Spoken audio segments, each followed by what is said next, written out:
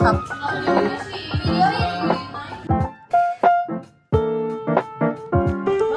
dari Makassar.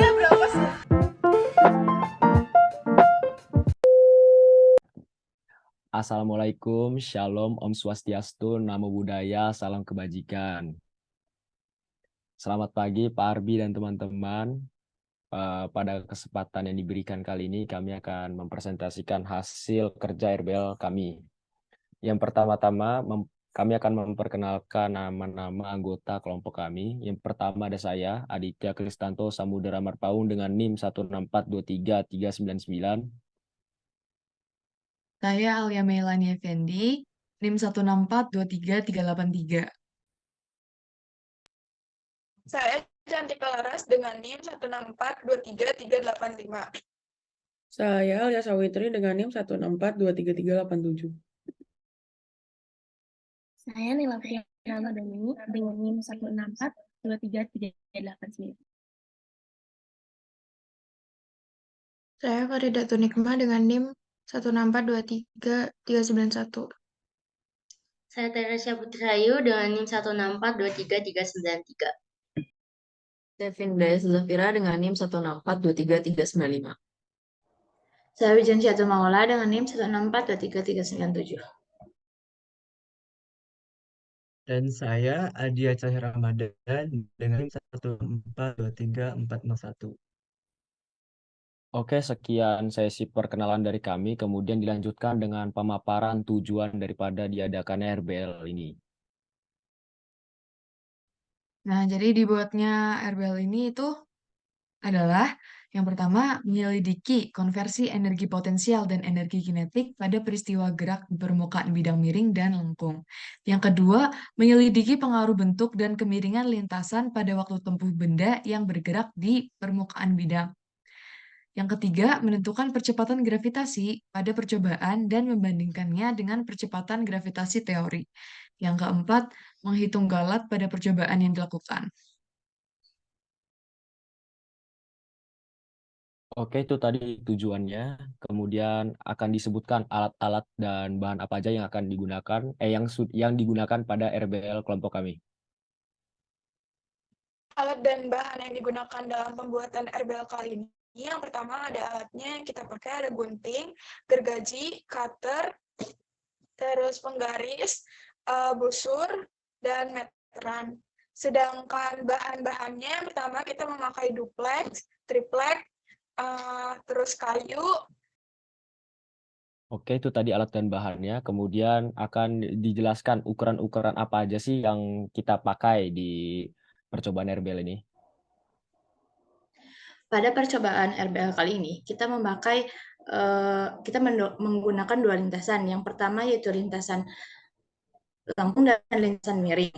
Yang tingginya sama-sama kita memakai tinggi lintasan yaitu 34,5 cm dan untuk panjang alas lintasannya sama-sama yaitu 58 cm. Dan untuk panjang lintasan pada lintasan miring yaitu panjangnya 58,7 cm dan untuk panjang lintasan lengkung yaitu panjangnya 71,7 cm. Pada RBL kali ini juga kita memakai dua benda bola pejal, yaitu yang pertama masanya 5,3 gram dan diameternya 16,8 mm atau 0,0168 meter. Dan untuk benda yang kedua yaitu masanya 33,9 gram dan diameternya 40,9 mm atau 0,0409 meter. Oke, baik. Tadi itu ukuran-ukuran yang dipakai di kelompok kami. Kemudian selanjutnya akan ditampilkan dua video perbandingan antara bidang yang lurus dan yang melengkung.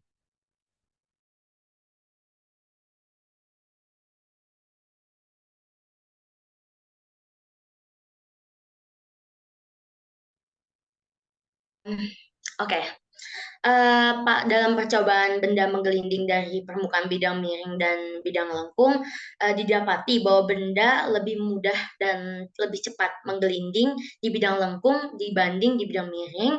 Itu kemungkinan disebabkan adalah terjadinya slip di awal penggelindingan dan juga adanya gaya sentripetal. Namun jika dibandingkan secara teori, data-data yang didapat akan dijelaskan oleh teman saya, Aditya Kristanto. Silakan. Oke, dari data yang diperoleh, untuk lintasan yang miring datar, untuk jenis bola kelereng, dari titik awal sampai titik pertama dengan jarak 17,2 cm itu kelereng membutuhkan 0,21 detik, dan dari titik awal ke titik kedua dengan jarak 34,4 cm, kelereng membutuhkan 0,39 detik. Kemudian dari titik awal ke titik ketiga dengan jarak 31,6 cm, kelereng membutuhkan 0,49 detik. Kemudian dari titik awal ke titik akhir, yaitu dengan jarak 68,7 cm, kelereng membutuhkan 0,59 detik. Lalu kemudian di lintasan miring datar untuk jenis bola bekel, dari titik awal ke titik pertama, itu bola bekel membutuhkan 0,29 detik. Dari titik awal ke titik kedua, bola bekel membutuhkan 0,412 detik. Sedangkan untuk dari titik awal ke titik ketiga, bola bekel membutuhkan 0,512 detik. Dan yang terakhir, bola bekel membutuhkan waktu 0,612 detik dari titik awal hingga titik akhir. Kemudian untuk lintasan yang kedua, yaitu lintasan lengkung. Untuk jenis bola kelereng, dari titik awal ke titik pertama, yaitu dengan jarak 18,5 cm, kelereng membutuhkan 0,19 detik. Kemudian dari titik awal ke titik kedua, yaitu dengan jarak 36 cm, kelereng membutuhkan 0,31 detik. Kemudian dari titik awal ke titik ketiga, kelereng membutuhkan 0,41 detik. Kemudian dari titik awal ke titik akhir, dengan jarak 71,7 cm, kelereng membutuhkan 0,5 detik. Sedangkan untuk bola bekel, dari titik awal ke titik pertama, ia membutuhkan 0,19 detik. Untuk dari titik awal ke titik kedua, membutuhkan 0,3 detik. Dari titik awal ke titik ketiga, dia membutuhkan 0,396 detik. Dari titik awal ke titik akhir, bola bekel membutuhkan 0,491 detik. Yang dilihat dari datanya, di lintasan lengkung lebih cepat daripada melewati lintasan datar. Untuk perhitungan akan dijelaskan oleh teman saya, Adia. Oke, terima kasih Adit. Dilihat dari bidang miring tersebut, kita bisa melihat kalau dihitung dengan dinamika translasi terjadi hukum 2 Newton yang dapat dinyatakan dengan sigma F massa dikali percepatan. Gaya yang dikerjakan pada suatu benda atau benda yang digelinding itu ada akibat gaya gravitasi, tapi yang karena permukaan miring, gaya akan dikalikan dengan sin theta. Lalu selain itu ada pula gaya gesek yang melawan gaya berat benda. Maka didapat M kali G sin theta dikurangi gaya gesek sama dengan massa dikali percepatan. Selain itu, gaya yang dikerjakan pada suatu benda merupakan gaya gesek yang terjadi pada gaya gerak rotasi dan dianggap menggelinding murni. Tadi kan dinamika translasi, sekarang dinamika rotasi, yaitu dirumuskan dengan sigma torsi sama dengan eh, inersia dikali percepatan sudut. Di sigma torsinya ada gaya gesek juga, tapi dikali jari-jari sama dengan, karena inersianya itu kita bola pejal, maka 2/5 mr kuadrat. Lalu percepatan sudut dirumuskan dengan percepatan dibagi jari-jari. Didapat gaya gesek sama dengan 2/5 m kali A. Lalu kita substitusikan persamaan yang tadi baru kita dapat dengan persamaan yang pertama. Maka didapat M kali G sin theta dikurangi 2/5 kali massa kali percepatan sama dengan massa kali percepatan. Lalu pindahkan yang min 2/5 ke yang sebelah. Menjadi G kali sin theta sama dengan 7/5 dikali A.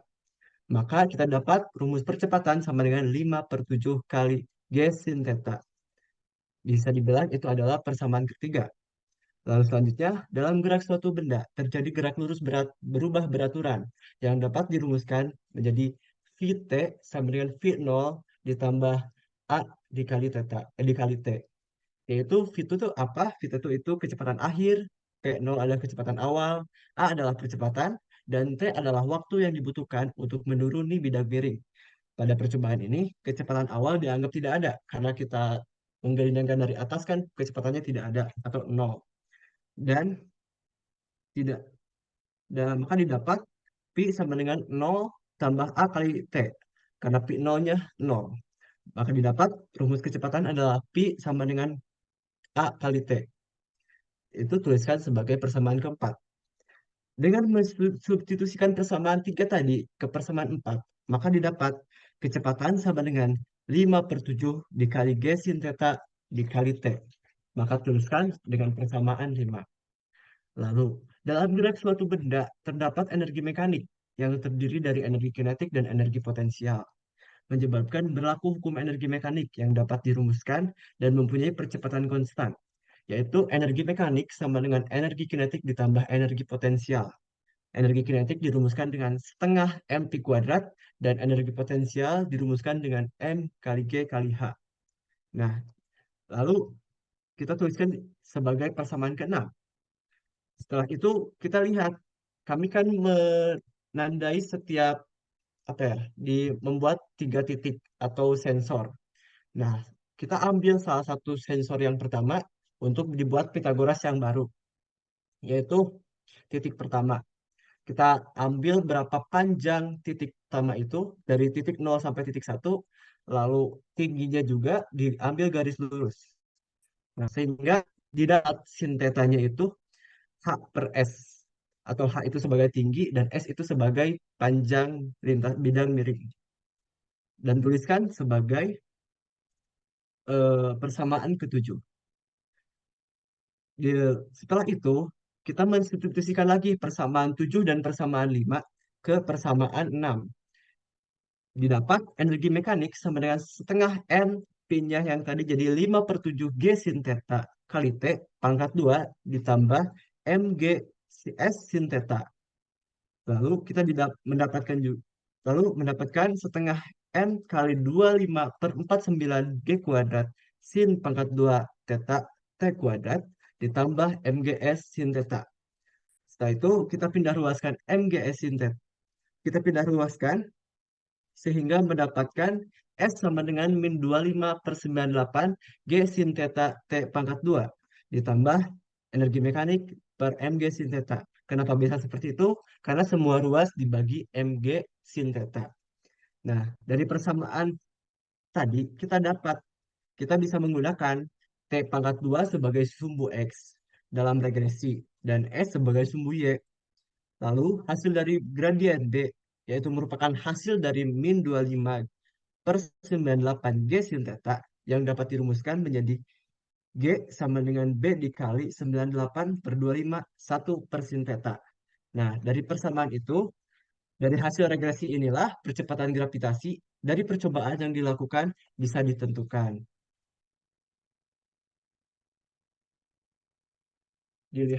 Bisa dilihat grafik dari regresinya.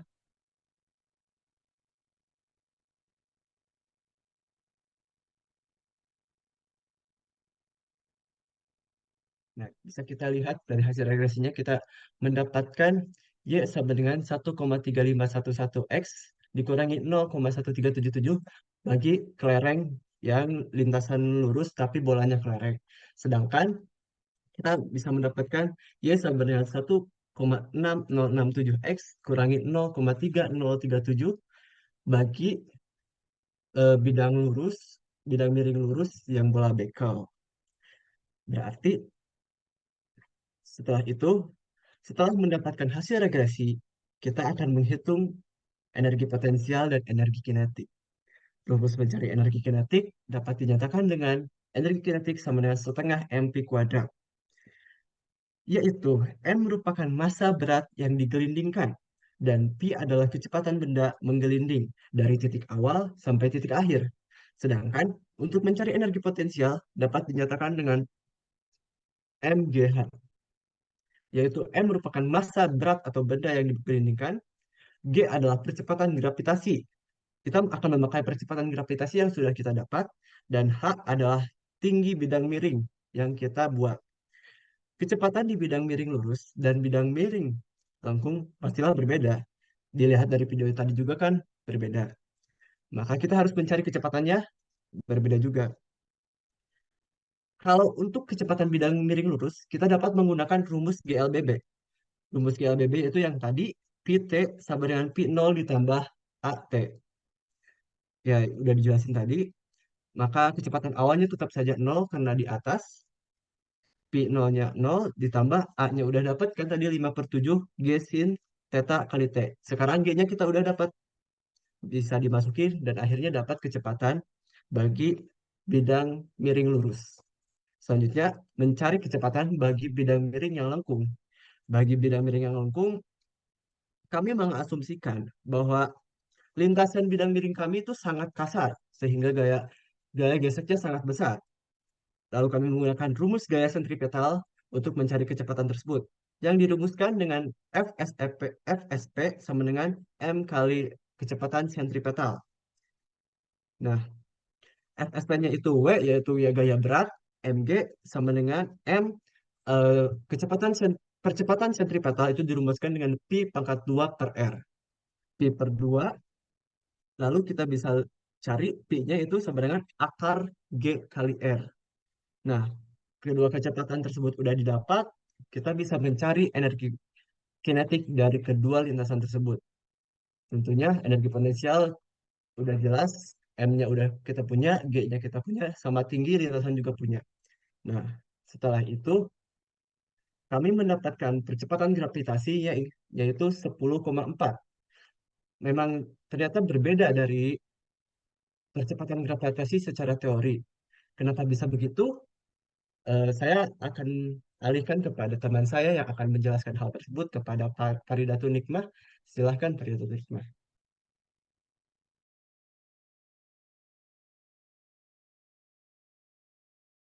Oke, baik. Untuk kesalahan relatifnya atau galatnya, kita hitung dengan masa eksperimen per masa teori kali 100%,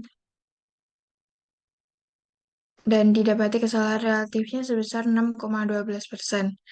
Lalu pada data-data yang diperoleh, didapat nilai percepatan gravitasi hasil percobaan yang berbeda dengan nilai percepatan gravitasi secara teori. Hal ini disebabkan terdapat kesalahan paralaks ketika melakukan percobaan atau kesalahan juga keterbatasan alat saat melakukan percobaan. Selain itu, sensor yang digunakan hanya berupa kasat mata melalui waktu di ponsel sehingga ketelitian tidak sebagaimana semestinya. Sehingga dari ketiga percobaan yang kami lakukan diperoleh nilai percepatan gravitasi yang berbeda. Begitu saja kesimpulannya. Terima kasih. Baik, sekian presentasi dari kelompok kami. Mohon maaf jika ada kesalahan. Terima kasih semuanya yang udah dengerin.